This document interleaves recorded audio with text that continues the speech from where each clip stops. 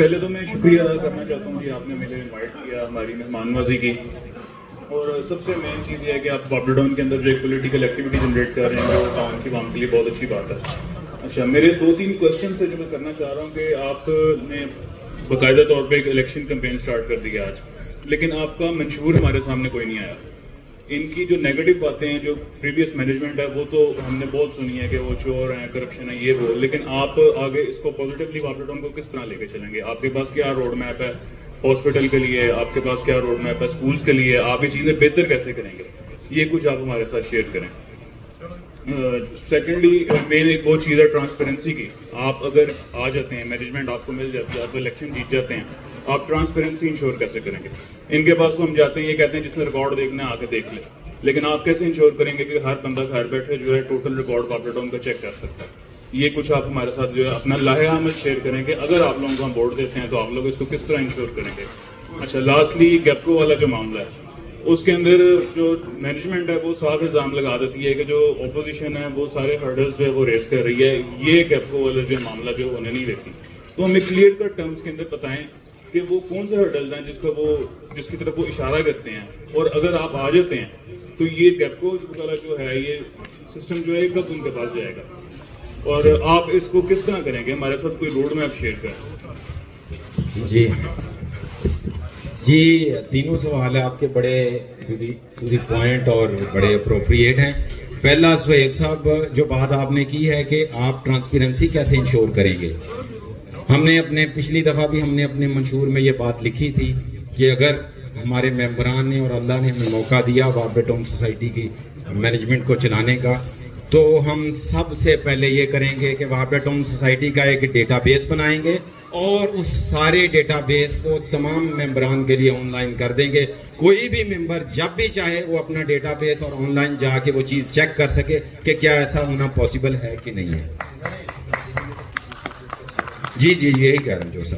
اور دوسری بات جو آپ نے کی ہے نا کہ گیپکو کے بورڈ آف ڈائریکٹرز کے اندر جو یہ معاملہ چل رہا ہے واپڈر ٹاؤن سوسائٹی کی گریڈ شیئرنگ لینڈ کا، گریڈ شیئرنگ کاسٹ اور گریڈ شیئرنگ لینڈ کا، یہ دیکھیں یہ واپڈر ٹاؤن سوسائٹی کے جو میں نے آپ کو بتایا اتحاد گروپ کے چیئرمین ہیں اخلاق احمد بٹ صاحب، یہ 2008-9 میں گیپکو کے بورڈ آف ڈائریکٹرز کے چیئرمین تھے. یہ معاملہ یہ اس وقت نہیں حل کر سکے، پھر یہ 2015-16 کے بعد انہوں نے پھر اٹھایا. اس وقت بورڈ آف ڈائریکٹرز کے ابھی چیئرمین تھے جناب شعیب بٹ صاحب، وہ بھی چیمبر کے سابقہ صدر تھے اور ان کے ہی جو ہے نا اخلاق احمد بٹ صاحب کے ایک گروپ کے ایک رہنما ہیں. سوال یہ ہے کہ ہم نے تو ریٹ پٹیشنز کی ہیں، لاہور ہائی کورٹ میں ہم گئے ہیں 2-3 دفعہ. ہم نے یہ کیا کہ جو لوگوں کو ریفنڈ ملا 2013 سے 18 کے درمیان فیول پرائس ایڈجسٹمنٹ کا 26.5 کروڑ روپیہ وہ لوگوں کو واپس دیں. ہم ایف آئی اے میں گئے ہیں، ہم جو ہے وہ یہ گیپکو میں گئے ہیں. اگر ہم نے کوئی ایسی کارروائی کی ہوتی یا کوئی ایسی ہرڈل کھڑی کی ہوتی تو یہ ابھی تک وہ کوئی درخواست لا نہیں سکے، وہ کوئی پٹیشن لا نہیں سکے. تیسری بات یہ ہے کہ آپ کہہ رہے ہیں، دیکھیں ہماری کوشش یہ ہے کہ واپڈر ٹاؤن سوسائٹی کا یہ جو مسئلہ ہے نا اس کا سسٹم کو حوالے کرنے کا، یہ مستقل طور پہ حل ہونا چاہیے اور اس کا کوئی پائیدار حل نکلنا چاہیے. یہ نہیں ہونا چاہیے کہ آپ کو میں اس کے اندر کیا کیا انوملیز ہیں جس کی وجہ سے یہ نہیں ہو رہا. اس میں اگر یہ بٹ صاحب اگر ہم بتائیں گے تو یہ شکایت کریں گے، کیونکہ اس کے اندر بٹ صاحب کی اور شعیب بٹ صاحب نے جو صریحاً بڑی غلطیاں کی ہیں اس کی وجہ سے یہ سارا معاملہ ابھی تک لٹکا ہوا ہے، ورنہ یہ مسئلہ بہت دیر پہلے حل ہو چکا ہوتا. ہماری کوشش اور کاوش یہ ہے کہ ہمیں اگر کورٹ میں جانا پڑا ہم جائیں گے، جہاں واپڈر ٹاؤن سوسائٹی کے لوگوں کے لیے گیپکو کے اندر نیپرا کے اندر جہاں جہاں یہ مسئلہ رکا ہوا ہم اس کو حل کرنے کے لیے اپنا ہر چینل اور اپنے سارے وسائل استعمال کریں گے.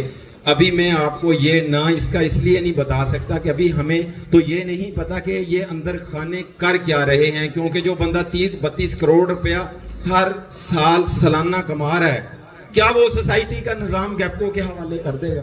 یہ ایک سمپل سا سوال شعیب صاحب میرا آپ سے ہے. جو بندہ 30-35 کروڑ روپیہ اپنے گھر لے کے جا رہا ہو 2-4 بندے، کیا وہ سسٹم حوالے کر دیں گے؟ وہ تو آپ کو یہی بتائیں گے آج یہ ڈیولپمنٹ ہو گئی، آج ہم نے یہ کر دیا.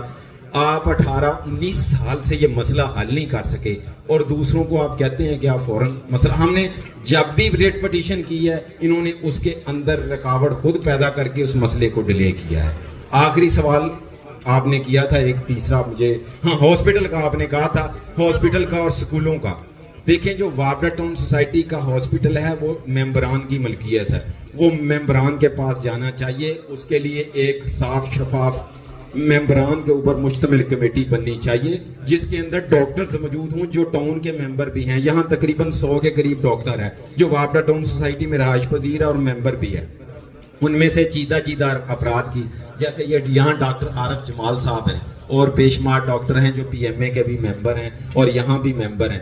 ان کے اوپر وابرا ٹاؤن سوسائٹی کی مینجمنٹ میں سے 1-2 بندوں پہ مشتمل ان ڈاکٹرز کی کمپیٹنٹ ٹیکنیکل کمیٹی بننی چاہیے جو اس مسئلے کو ریزالو کرے کہ یہ ہاسپٹل مسلسل خسارے میں کیوں گیا. ان کے کاروبار تو ترقی کرتے کرتے اربوں روپے میں چلے گئے, ہاسپٹل کیسے خسارے میں گیا ہے؟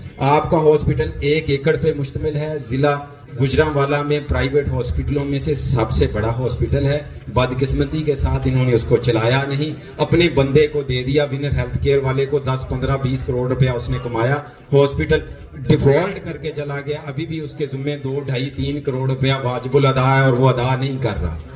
تو میری آپ سے یہ درخواست ہے کہ یہ آپ آگاہی پیدا کریں لوگوں کے اندر, ان کو شعور دلائیں کہ یار جب تک آپ انتظام ایسے لوگوں کے حوالے نہیں کرتے جو آپ کو کہہ رہے ہیں, ہم آپ کو کہہ رہے ہیں کہ ہم اس کی ڈیٹا بیس بنائیں گے, آپ کو بل بھی جو ہے نا وہ جا کے بینک میں نہیں جمع کرانا پڑے گا, اس کے لیے بھی آن لائن ایپ لے کے آئیں گے. اور یہ ساری چیزیں اس وقت ہوں گی جب صحیح دیانتدار بندے وہاں بیٹھ کے یہ فیصلے کریں گے, نہ کہ ان جیسے کرپٹ اور بد دیانت لوگ جب یہ فیصلے کریں گے تو ٹاؤن کے موجودہ سسٹم کی آپ ہاسپٹل سے لے کے وابرا ٹاؤن